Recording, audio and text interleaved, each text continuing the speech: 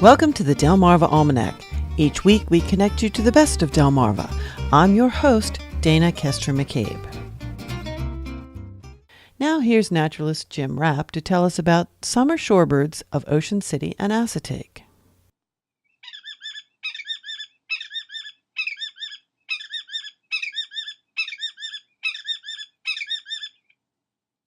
If you spend any time exploring Assateague Island or paddling on the coastal bays behind Ocean City, Maryland, you will likely recognize this signature sound of our summertime barrier islands.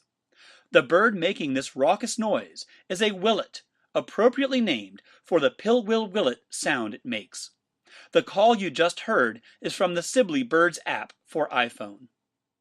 If you look towards the sound, your eyes might catch the distinctive black and white stripes that run the length of each wing when the willet goes airborne.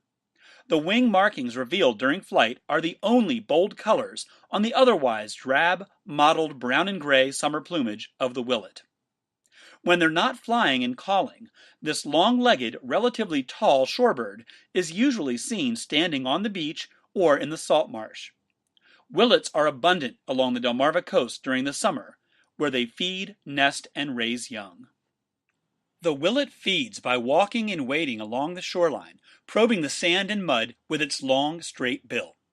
They find marine worms, fiddler crabs, insects, and small shellfish using the sensitive tips of their bills. Willets can feed day and night by just feeling for food with their beaks. In addition to their mostly seafood diet, they will also eat salt marsh grass seeds and shoots. On Delmarva and throughout the mid-Atlantic, willets often breed in colonies. During the spring breeding season, males work furiously to impress females by flying, fluttering, and calling loudly over their marsh nesting area. Shallow nests made of grass are typically built in the high salt marsh. Both parents incubate 4 to 5 camouflaged eggs, which are grayish-olive and speckled with brown spots. Only the male willet sits on the eggs at night. After 3 to 4 weeks, the fuzzy chicks will hatch, and the precocial babies will leave the nest the same day. The parents will teach the baby willets how to forage, but the chicks are not provided with food from mom and dad. Much like their shorebird cousins, the killdeer, the parent willets will perform a broken wing display to get the attention of nearby predators and lure them away from vulnerable eggs and babies. Mother willet will cease parenting after 2 to 3 weeks, but the male will remain with the chicks for a while longer. The willet is just one of more than 200 species of shorebird found around the world. Shorebirds are small to medium-sized birds that prefer to feed and nest along beaches and tidal mudflats, fresh and saltwater wetlands, and open prairies and grasslands. Their bodies feature slender, pointed bills for probing in the sand, mud, and soil, and long, skinny legs for wading in shallow water. Shorebirds found on Delmarva include willets, oystercatchers, sandpipers, plovers, dowitchers, avocets, and stilts. Most of our Delmarva species migrate through the peninsula in the spring on their way to breeding grounds in the far north, and again in the fall when they travel south for the winter. Only a few shorebirds breed on Delmarva. During the summer, you can find willets breeding in the marshes of our Atlantic coastal bays and the Chesapeake and Delaware bays. Other local nesting shorebirds include killdeer, black-necked stilt, spotted sandpiper, the federally threatened piping plover, and the American oystercatcher. Like the willet, the oystercatcher is a large shorebird that can be found feeding and breeding behind Ocean City and Assateague during the summer.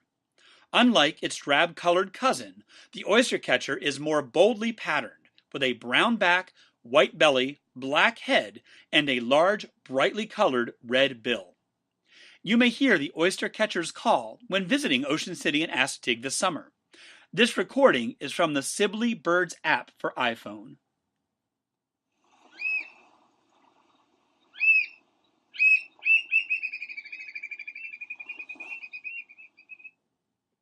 The oystercatcher is named for its specialized method for feeding on oysters, clams, and mussels. These shorebirds are pros at getting to the tasty meat found inside the hard shells of bivalves. If the oystercatcher finds a clam with its shell partially open, It will quickly insert its scissor-like bill into the opening, cutting the strong muscles that pull the two shells together.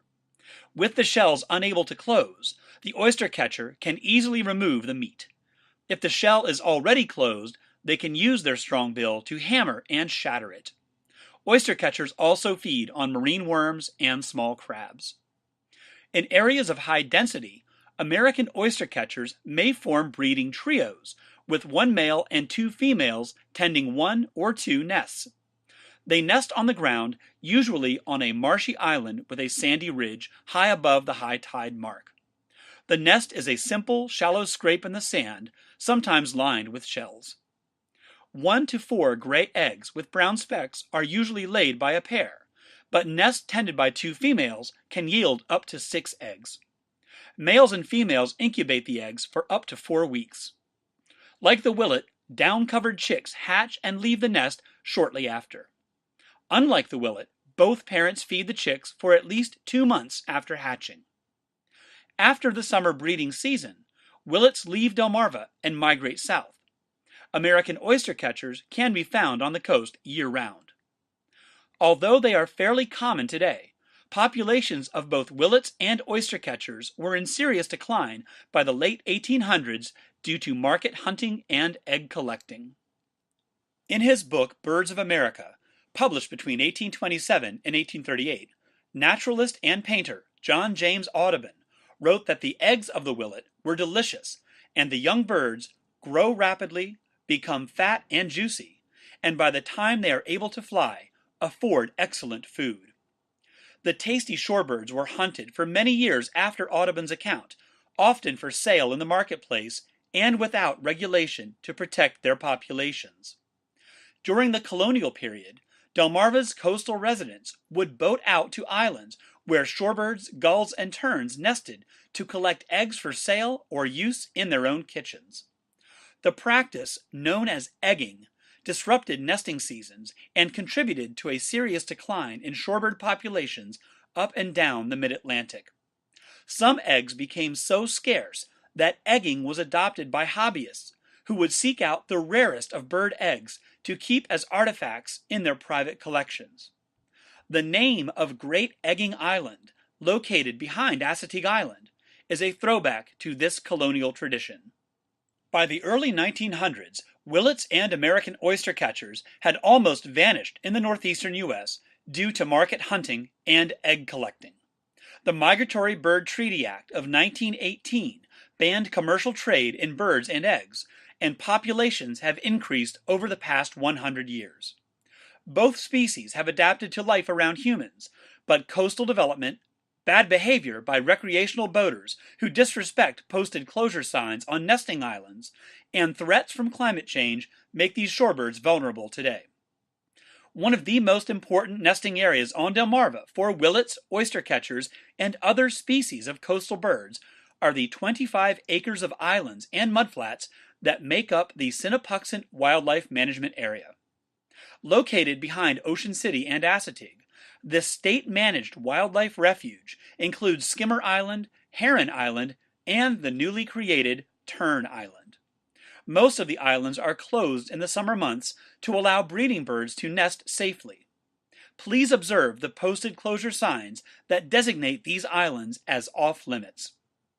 If you want to experience Delmarva's fall bird migration by kayak, canoe, and stand-up paddleboard, join the expert guides leading field trips around Laurel, Delaware, and Snow Hill, Maryland during the Delmarva Paddling Weekend, which will be held September 30th through October 2nd. For more information, please visit delmarvapaddling.com. Keep your ears and eyes open for willets and oystercatchers when you're visiting the Delmarva coast this summer. Until next time, I hope this story inspires you to explore and learn more about Delmarva's many natural wonders. Well, that's all for this edition of the Delmarva Almanac. Be sure to follow us on Facebook or Twitter, and next week join us to learn more about our local culture and get connected to our natural wonders. We'd like to thank our community partners, the Friends of Delmarva Public Radio, and our underwriters for their help in bringing this program to you, our audience. If you'd like to become an underwriter for this program, visit delmarvaalmanac.com/support. Our theme music was provided by Brightside Studio. This show has been a Moonshell production. Thanks for listening. Until we meet again, may the rhythms and tides of Delmarva bring you good fortune.